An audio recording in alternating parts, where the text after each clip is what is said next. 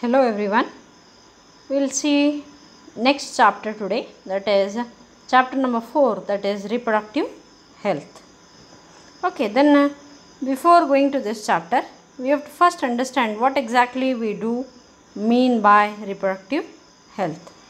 So reproductive health is nothing but it refers to healthy reproductive organs with normal functions. Okay, but this definition is not enough. One more definition is given by WHO, that is World Health Organization. According to this, they say that reproductive health is nothing but it is nothing but a total well-being in all the aspects of reproduction, that it may be physical, emotional, behavioral and social. So that is the definition according to WHO. Okay. A society with people having physical and functionally normal reproductive organs and normal emotional and behavioral interactions among them in all the sex related aspects can be called as a reproductively healthy society. Reproductively healthy society is nothing but the people which have got physically and functionally normal reproductive organs with normal functioning. Okay, then there are this reproductive health has got certain problems and strategies. So as you all know, India was the first country in the world to initiate action plans and programs at the national level to attain total reproductive health as a social goal. And these programs are called family planning, and this was initiated in the year 1951. Then a improved program which was related to the reproduction were currently in operation under RCH program, that is Reproductive and Child Health Care Program. Okay, then about the major tasks of RCS, that is reproductive and child health care programs, they have got certain tasks which have to be achieved. So here, that is first thing is to create awareness among the people about various reproductive related aspects. How do they create then awareness? How to create awareness? That is, the awareness can be created with the help of audio, visual as well as print media of government as well as non-government organization. First thing is you have to create, the task of this RCH is to create awareness about reproduction related aspects. Then second thing is introduction of sex education in schools. Okay, so introduction of sex education in schools should be encouraged to provide right information to the young and to discourage children from believing myths and misconception about sex related aspects. Okay, then next is task is to prevent and control sexually transmitted disease by providing or proper information about reproductive organs, adolescence and the related changes, safe and hygienic sexual practices. Okay, then another task is to educate fertile couples and those in marriageable age group about birth control options, care of pregnant mother, then postnatal care of mother and child, importance of breastfeeding for the first few months. Then your task also includes to tell the importance of bringing social consciousness, healthy families of desired size. and then to provide awareness about the ill effects of population explosion, sex abuses, sex discrimination and sex related crimes. Then here the another task is to provide medical facilities and supports like strong infrastructure facilities, professional expertise and maternal support to decrease maternal and infant mortality rates. Then here implementation of better techniques and strategies to improve the existing technologies is also one of the major tasks of RCH, and by doing all this we can lessen the problem of infertility by promoting ARTs, that is artificial reproductive techniques. Okay, so here in the present slide you can see how that is the aims and needs of sex education in the schools, which I have already highlighted. That is providing sex related aspects, that is information regarding sex related aspects, to avoid sex related myths and conceptions, then to provide proper information about reproductive organs, adolescents, safe and hygienic sexual practices, sexual transmitted disease, etc.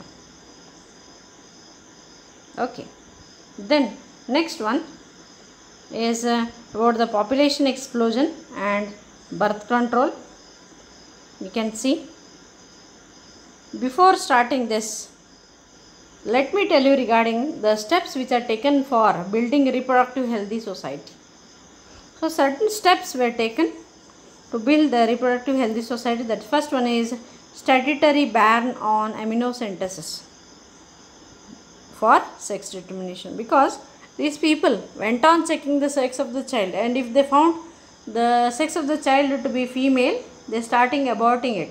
So for that purpose there was a statutory ban on amniocentesis, which is one of the tests for determining the sex of the baby. So here next one is regarding the massive child immunization. Then another step is the creation of specialized healthcare centers. Then encourage research on various aspects of reproductive related areas, which may be conducted by either government or non-government organizations. For example, that is Saheli is a new oral contraceptive for the female, which was developed by scientists at CDRI, that is Central Drug Research Institute, Lucknow, India. Okay, then MTP legalization, that is medical termination of pregnancy, legalized in the year 1971 by the government to decrease its misuse. So these are all the steps which are taken by the government or non-government organization, especially government organization, for building a reproductively healthy society.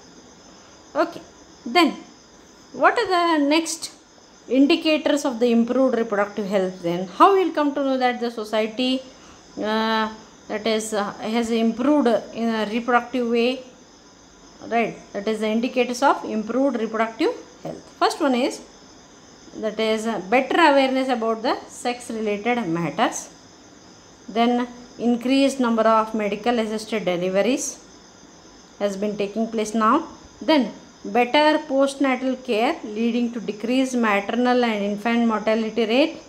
So these are all the indicators. Otherwise a few can be added, that is like increased number of couples with small families, better detection cure of STDs, that is sexually transmitted disease. Then overall increased medical facilities for all sex related problems. So these are all the indicators, these are all the things or the facts to say that there has been improved reproductive health in the society. Okay, then is about the population explosion and birth control. As you are seeing in the diagram, the huge amount of people are there on the streets, in the trains. Okay, that is all we can see because of there is explosion in the population. So in 1900 the world population was around 2 billion. By 2000 it rocked to about 6 billion. Okay, so here In India, the population was nearly 350 millions at the time of independence, and now it has reached 1 billion by 2000 and has cost, it is 1.2 billion in the May 2011. Okay, it means every sixth person in the world is an Indian.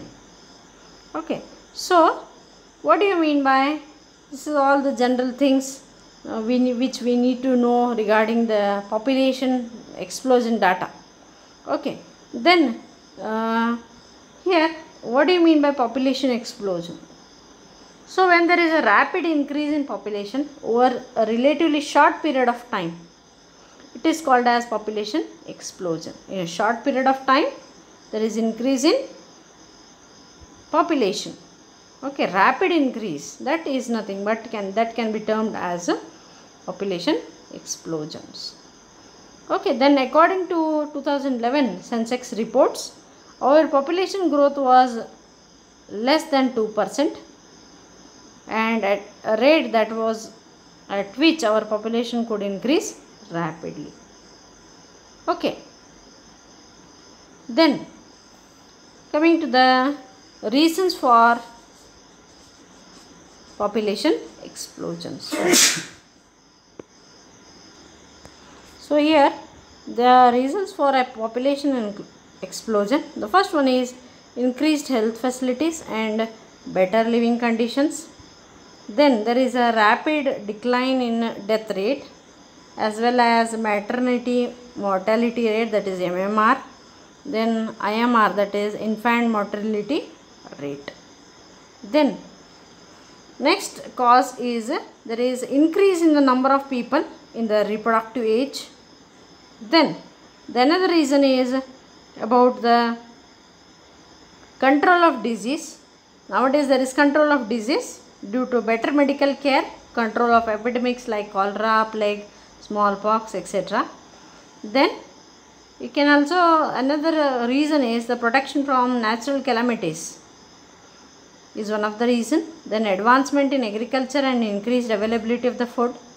Then inadequate access to the family planning information, as well as it may be opposed by it is also opposed by certain religious group, because it is considered as a sin if they go for family planning program. So these are all the reasons which account for increase in population explosion.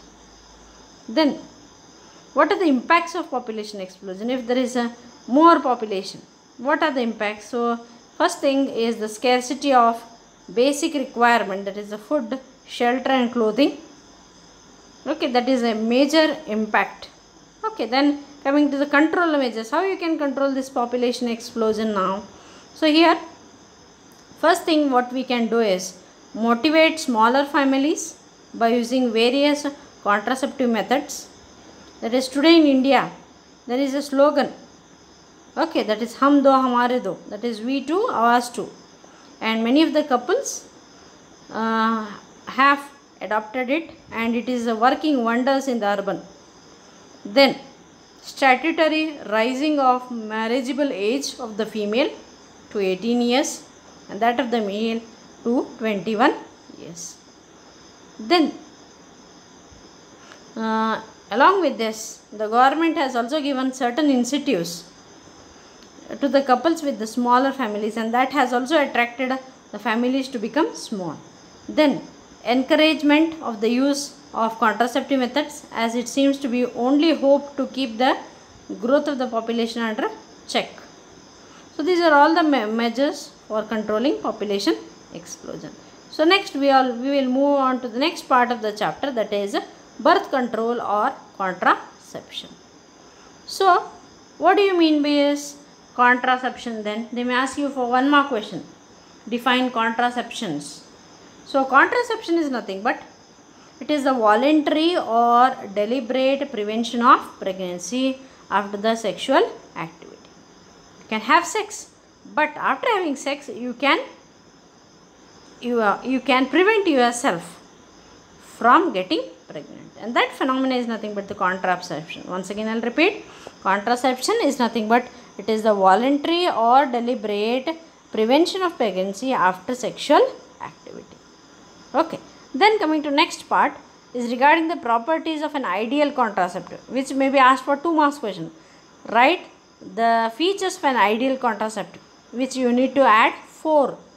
Okay, the first one is the ideal contraceptive should be, first one is user friendly, then second one, it should be easily available, then third one, it should be effective, then it should not be reversible with the least or no side effects. Okay, and then lastly, this ideal contraceptive should not interfere with the sexual desire or sexual drive or the sexual act of the user. So these are all the features of the ideal contraceptive.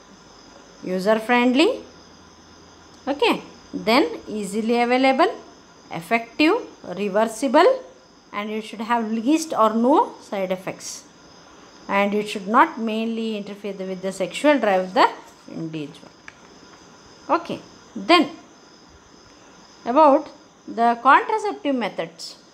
These contraceptive methods which we are using for preventing pregnancy are of different types, or you can say contraceptive methods are many in number. Okay, namely, you can have natural or traditional methods, then second one is barrier method, then third one is intrauterine devices, you can call it in shortcut, that is IUDs. Then next one is oral contraceptive, or you can also call it as a chemical method. Then next one is injectables. Then you can also go on to add implants. Then finally is the surgical method, or you can also call it as sterilization. So once again I will repeat, that is natural or traditional method, then barrier method, IUDs, oral contraceptive, injectables, implants, and surgical method, that is nothing but the sterilization. Okay, so then we have to see them one by one. The first one is about the natural method, or you can also call it as traditional method. So here it works on the principle of avoiding the chances of ovum and the sperm from meeting. In this method, you don't allow the sperm as well as the egg to meet, even though you have sex. Okay, in that you will have 3 types again, that is periodic abstinence, coitus interruptus, and lactational amenorrhea. Okay, so here first of all we will see regarding the periodic abstinence. So here, that is a periodic abstinence is nothing but, it is a method in which the couple is going to avoid or abstain from the coitus from day 10 to 17 of the menstrual cycle. Okay, in simple words, avoid having sex from day 10 to day 17 of the menstrual cycle, because this period is considered as fertile period. Then why it is fertile period? As already told you, during this period there is release of egg or the ovum, which you can call it as ovulation. So this phase, that is in between the 10 days to 17 day, 10th to 17th day of the menstrual cycle, this is called as fertile period. It is because ovulation occurs, and if you avoid sex during this period, you can come under natural or that is going to be accountable under natural or traditional method. Then next one is withdrawal or coitus interruptus. Okay, so before telling that, we will see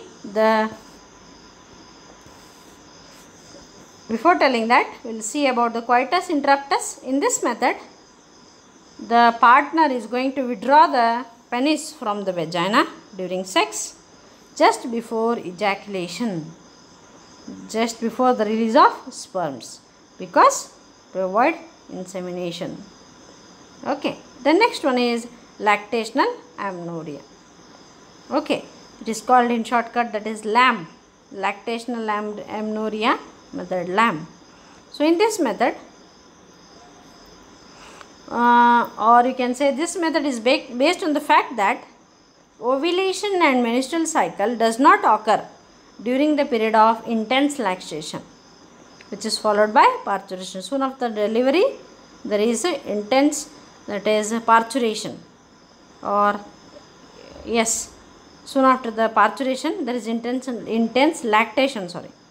When the mother is lactating, they say that there is no menstrual cycle as well as ovulation.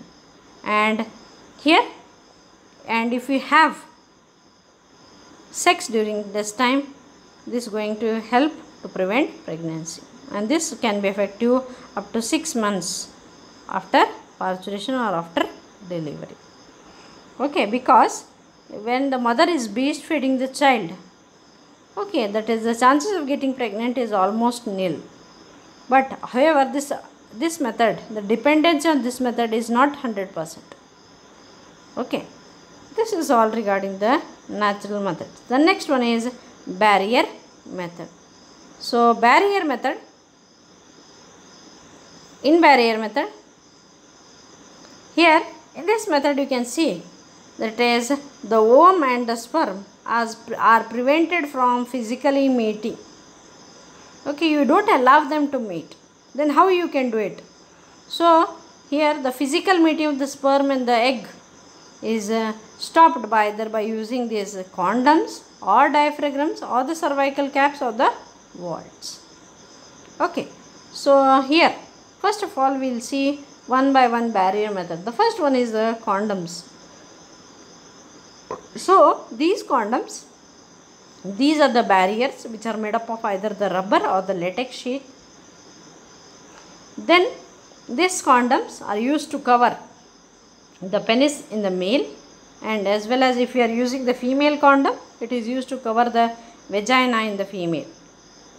Okay, vagina as well as the cervix you are going to cover with the help of this condom. Okay, and then when do you use these condoms? Usually these condoms are used just before the coitus, just before having sex you have to use these condoms, and then these condoms are popularly called as Nirodh, and these condoms can check pregnancy by preventing the entry of the semen into the female reproductive tract. When you wear them, the picture of the male condom as well as the female condom has been shown here. Okay, then here what happens is when you are wearing the condom, you are going to keep a check on a pregnancy because it will avoid the contact between the sperms with the egg. Okay, so this why condom? For the question why condom, why condoms are very popular. Okay, or you can say why condoms are beneficial. Okay, so here when you are using condom, it is going to prevent or it is going to protect the user from the STDs, that is sexually transmitted disease, as well as AIDS, that is acquired immunodeficiency syndrome.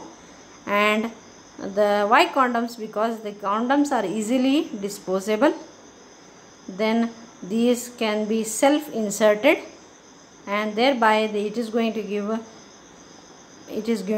privacy to the users. So privacy to the user. So these are all the, keeping these benefits in mind, you can go for using of these condoms as a barrier method. Then next barrier method is about the diaphragm, cervical caps and the vaults. So these all the barriers are made up of rubber, and these are all inserted into a female reproductive tract to cover the cervix during coitus or during sex. What exactly or how exactly do they work? When you insert them into the vagina or the cervix during sex, they are going to block the entry of the sperm through the cervix. Okay, they will not allow the whatever the semen is deposited in the vagina by the male penis, that semen which is containing the sperms, okay, that semen is not allowed, or it is not allowed to come in contact with the female gamete. Okay, so here then next thing is these contraceptives are reusable. Okay, and the examples for this is spermicidals, creams, jellies, foams. These can also be going to assist your diaphragm, cervical caps and vaults to help to overcome your getting pregnant. Then next one is your IUDs, intrauterine device, which is also a contraceptive method which is coming under the barrier method. So the diagram is going to show you the copper T-shaped structure that is called as copper T's. So these are the IUDs. These are nothing but the mechanical devices which are inserted into the uterus to prevent pregnancy. Then these are small objects, like it may be in the form of loops or rings or springs, which are made up of either the plastic, good quality plastic, or good quality copper as well as stainless steel. And usually they are inserted by the doctors or the nurses in the uterus through vagina. Then what do they do? When you insert them inside your vagina or inside your uterus, they are going to increase phagocytosis of the sperm. And then these IUDs are the ideal methods to delay pregnancy or space a child. Then coming to different types of IUDs. IUDs are three types: non-medicated, copper releasing and hormone releasing IUDs. So first of all is non-medicated IUDs. Okay, they may ask you about the examples for your barrier methods, or they may ask you regarding the write a note on natural or traditional methodology. So then we were talking about the different types of IUDs. So these IUDs, first one is non-medicated IUD. Non-medicated IUD is nothing but these IUDs are going to phagocyte the sperms within the uterus itself. They retard, phagocyte means they are going to retard the sperm motility. Okay, also they have got spermicidal effects. Example for this is Lippes loop. Students, you listen, that is you have to carefully understand as well as remember the examples of IUD, that is copper releasing as well as non-medicated as well as hormone releasing IUDs. You have to keep all these examples in mind and don't get confused.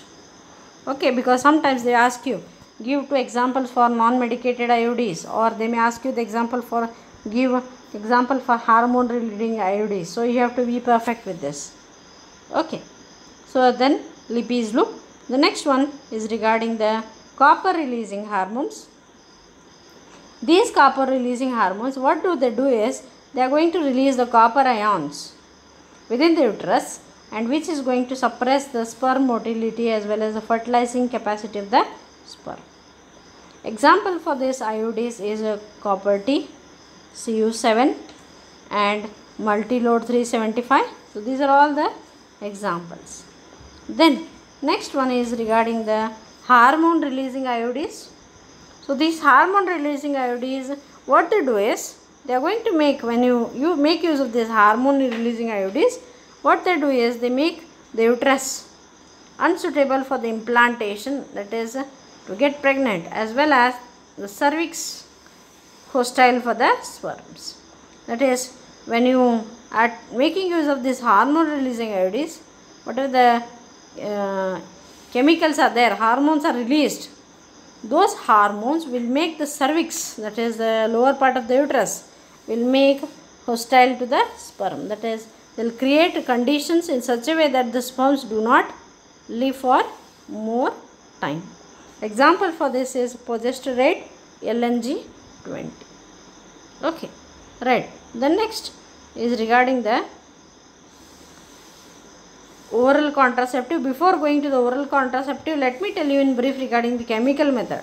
In chemical method, that is spermicidal tablets, jellies, pastes, foams and creams are introduced into the vagina before having sex or before coital activity, and by applying all these spermicidals you are going to kill the sperms, and if there is no sperm there is no fertilization. Example for this is lactic acid, citric acid, then potassium permanganate and zinc sulfate. Okay, then your then coming to the oral contraceptive. So oral contraceptive, in this method you are going to give hormonal tablets orally in the form of pills to prevent pregnancy. So that is oral administration of progesterone or progesterone estrogen combination in the form of tablets, that is the pills. When you are going to take the pills, it will come under the oral contraceptive. Then usually these pills, what do they contain? These pills, as I already told you, will contain either the progesterone or progesterone estrogen combination. Then so when do you take these tablets? Usually these pills are taken daily for 21 days, starting within the first 5 days of menstrual cycle. That is after the menstrual cycle, 5 days bleeding, and soon after the 5 days, for next 21 days you are going to take this tablets, and it should be repeated in same pattern till the female desire to get conception. Okay, then the side effect of this is, it is going not side effects, that is what is the effectiveness of this. That is when you are using the contraceptives, that is what you can do is that when you are using it, it will inhibit ovulation and implantation, and it will make your cervical mucus thick so that there is no entry of sperms. And then here in oral contraceptive, as we talked about the pills, these pills, which are the combination of progesterone and progesterone estrogen, they are effective with lesser side effects. Okay, then next examples for this oral contraceptive is Sahelli. Okay, so new oral contraceptive for the female, it was developed by Central Drug Research Institute, CDRI, Lucknow. Then what exactly do the steroids contain now? This Sahelli contains. Sahelli is a tablet which everyone is familiar with. This, it will contain non-steroidal preparation, and then it's once a week pill with a very few side effects and high contraceptive value. Then next one is the injectables. Injectables are nothing but the diagram they have given. So injectables are nothing but this is the hormonal conceptions where progesterone alone or progesterone in composition with estrogen is released steadily into the woman's bloodstream by using the injections, and injections are given subcutaneously. So once again repeat, that is injectables are nothing but progesterone or progesterone estrogen combinations when they are used by the female as injectives or implants under skin, that is called as injectables. Okay, and their mode of action is just like a pills itself. Whatever the work the pills is going to do, the same work will be done by your this injectables. Then here usually when to take these injectables, then usually progesterone or progesterone estrogen combinations and UDs are used as an emergency contraceptive within 72 hours of the coitus, because it is going to help during pregnancy due to rape or casual intercourse. Okay, so next is about the implants. Before going to the surgical matter, let me tell in brief regarding the implants. These are either only progesterone or progesterone estrogen combinations. Then these are placed under the skin. Okay, and these are usually small 6 plastic cylinders that contain progesterone. Okay, the next one is surgical method, or you can also call it as sterilization. Here, this surgical method, it is a permanent method of birth control. It is usually this surgical method is advised for the male or the female partner, and the surgical intervention blocks the gamete transport and thereby contraception. So here usually this sterilization of the surgical method is very effective, but reversibly is poor. Then types of surgical methods. So types of surgical methods, one is vasectomy and another one is tubectomy. So vasectomy and tubectomy. So here we can see the diagram, that is vasectomy first one. So vasectomy, it is nothing but the sterilization procedure in the male. In this, a small part of the vasa deferens is removed and is tied up through the small incision on the scrotum.